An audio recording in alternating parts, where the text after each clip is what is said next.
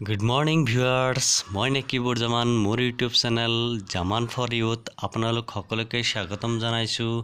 এতিয়া মই জনাবলৈ ওলাইছো এক আচৰিতজনক কেতিয়া নঘটিবলগীয়া ঘটনাটো এনে ধৰণৰ স্মশানত দাহ কৰাৰ পূৰ্বে কান্দি উঠিল কৰোনাত মৃত বৃদ্ধা আৰু কেইটিমান মুহূৰ্ত তাৰ পাছতে তেওঁৰ নশ্বৰ দেহত জুই লগোৱা হ'ব।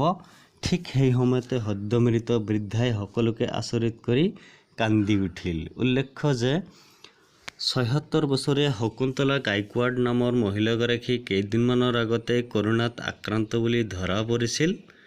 শৰীৰৰ অৱস্থা অৱনতি ঘটাত মহিলাগৰাকীক হাস্পতাললৈ লৈ যোৱা হয়, কিন্তু হাস্পতালত ভৰ্তি কৰোৱা অৱস্থাতে তেওঁ একেবাৰে অচেতন হৈ পৰে।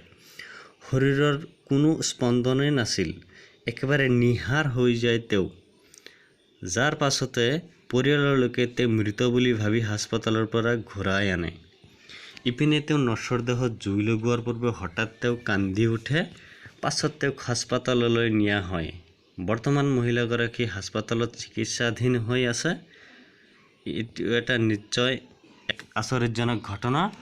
আপোনালোকে মোৰ চেনেলটো লাইক কৰিব, শ্বেয়াৰ কৰিব আৰু ছাবস্ক্ৰাইব কৰিব। ধন্যবাদ।